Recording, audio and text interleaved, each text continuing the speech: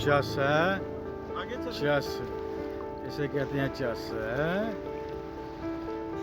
लेकिन स्टार मारे लेकिन फिर बैक कैमरा कर चलो अभी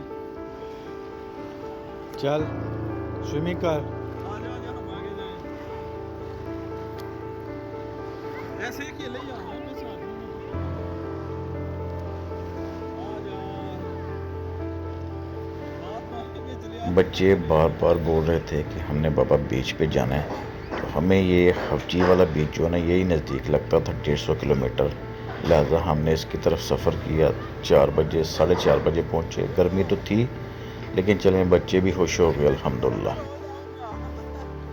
अकेले ही इतनी दूर आ गया बाबा ये देख लो अकेले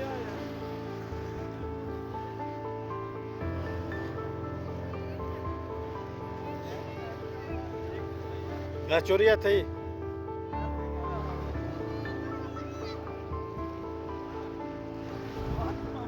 फैमिलीज़ के साथ जाएं लेकिन बच्चों का ख़ास ख्याल रखें, क्योंकि ये जो लम्हात होते हैं ना इंजॉय के लिए काफ़ी हैं लेकिन इनमें मुश्किलात भी आ सकती हैं। लिहाजा एहतियात बहुत ज़रूरी होती है।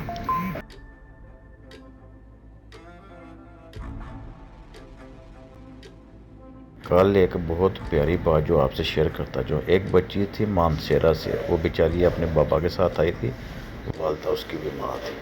बहुत माशाल्लाह प्यारी बच्ची थी। हमने उसको कुल्फ़ी और जूस देने की जो है कोशिश की है, लेकिन वो सबसे पहले अपने बाबा के पास गई है। कहती है मैं अपने बाबा से पूछ लूँ, और उसके बाद जब बाबा ने इजाज़त दी है उसके बाद हमारे पास आई है।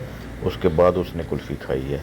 सबक ये है कि अपने बच्चों को कम अज़ कम ये तालीम लाजमी दे, इतना ट्रेन लाजमी करें किसी अजनबी से लेकर कुछ भी नहीं खाना, जब तक आपको ये यकीन ना हो जाए कि ये अपना बंदा है, अपना कोई तल्लक है, अपना कोई है, कुछ भी नहीं लेके खाना। ये सबक था जो हमने कल उधर सीखा।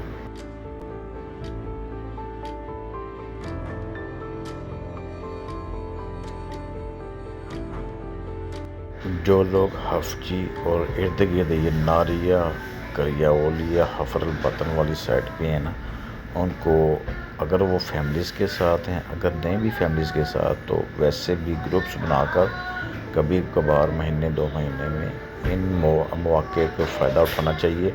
इससे इंसान थोड़ा फ्रेश हो जाता है, प्रेशर जो होता है वो कम हो जाता है, क्योंकि ये जो बीच होती है ना ये कुदरती नज़ारे हैं, और ये कुदरती जो नज़ारे होते हैं ना ये इंसान को जो है ना वो कुदरत की तरफ जो है ना अट्रैक्ट करते हैं, जिससे हमारी ये टेंशन होती है वो डिवर्ट होती है। लिहाजा खूबसूरत नज़ारे देखने की कोशिश किया करें। अगर आपको वीडियो अच्छी लगे तो लाइक शेयर बनता है। Bye bye.